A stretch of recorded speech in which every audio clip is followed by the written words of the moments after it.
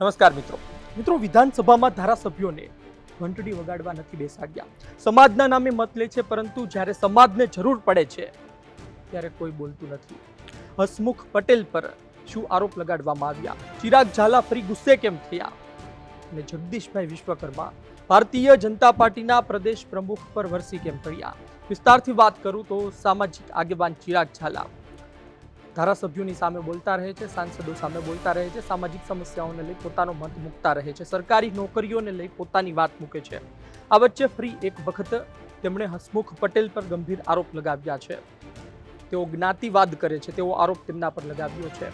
અને આ સાથે જે ધારાસભ્યો છે, જે સાંસદો છે, તેઓ પણ ચૂપ રહી આ બધું જોયા કરે છે. કોઈ બોલી નથી શકતું તે પ્રકારનું કહેવામાં આવ્યું છે. સાંભળો તેમણે શું કહ્યું, ત્યારબાદ વધુ વાત કરીએ. મૂળભૂત કામ, મૂળભૂત સમસ્યા માટે તમને જાગૃત કરવાનું ને એના માટે લડવાનું કામ છે. પર્સનલ કે પારિવારિક જે સમસ્યાઓ થાય છે તે હેન્ડલ કરતા સમાજના લોકોએ શીખવું પડશે. તમે બધું અમારા ઉપર ઠોકી બેસશો તો એની નોકરીઓ, હજારો નોકરીઓ ખવાય છે, એના માટે અવાજ કોણ ઉઠાવશે? એના માટે લડશે કોણ? કેમ કે તમે જેને મત આપ્યા છે એ તો ટણપાઓ કોઈ અવાજ ઉઠાવતા નથી. ઉઠાવતા હોય તો કયો, વિધાનસભામાં કોઈ અવાજ ઉઠાવતા હોય તો કયો, સંસદમાં કોઈ અવાજ ઉઠાવતા હોય તો કયો. મજાની બધી ખબર પડે. પોતાના ઘર ભરવા હોય 10-15 લાખનું ટેન્ડર ક્યાં પાસ થાય, પુલ ક્યાં નીચે નીકળે છે, ફાર્મ હાઉસ ક્યાં લેવું, જમીનમાં રોકાણ ક્યાં કરવું, એ બધાને ખબર છે. પણ ક્લાસ 1 અને 2 ની નોકરીઓ હસમુખ પટેલ બેસીને જ્ઞાતિ વાત કરે છે ખુલ્લેઆમ, ત્યાં કોઈ એનો અવાજ નથી ઉઠાવો. તો મત એમને કોઈ નથી આપતા. મત આપો છો તો જવાબદારી પણ સમજો. સમાજ કરીને મત લઈ જવા છે, અને સમાજની જ્યાં નોકરીઓ ખવાય ત્યાં કોઈ અવાજ નથી ઉઠાવવો. અને ચિરાગ ઝાલા બોલવાનું થાય એટલે કૂતરા વાય કેમ ચોટે કેમ તૂટી પડે છે. તમારી ઓકાત નથી દુશ્મનો સામે લડવાની. શરમ આવી જોઈએ, શરમ. ડૂબી મરવું જોઈએ, ડૂબી પાણીમાં ઢાંકણી લઈને. એટલી નોકરીઓ ખવાય છે, કટ ઓફ પ્લસ જાય છે, તો ન્યા નથી લડવું.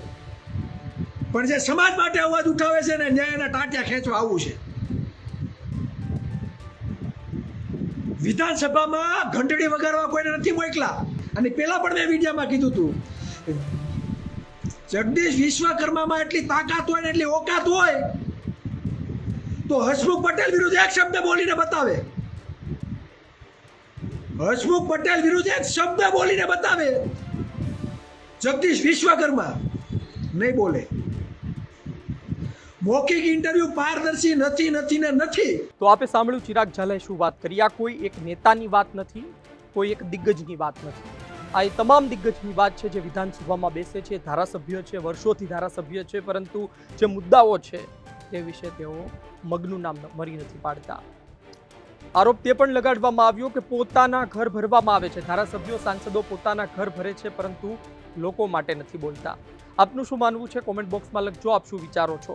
જે પ્રકારનો પડકાર ફેંકવામાં આવ્યો છે, જે પ્રકારની વાત કરવામાં આવી છે જગદીશ વિશ્વકર્માને લઈને, તે પણ એક ઓબીસી છે, અને આ જ કારણોસર ભારતીય જનતા પાર્ટીએ પણ તેમને પ્રદેશ પ્રમુખ બનાવ્યા છે. તો તેઓ આ બાબતને લઈ કશું બોલશે કે નહીં? બીજી વાત એ છે ભારતીય જનતા પાર્ટીમાં રહેલા, કોંગ્રેસમાં રહેલા, અન્ય પાર્ટીમાં રહેલા દિગ્ગજોની કે જેઓ વિધાનસભામાં પ્રતિનિધિત્વ કરે છે. આપનો અભિપ્રાય લખજો. આપ શું વિચારો છો? ધન્યવાદ.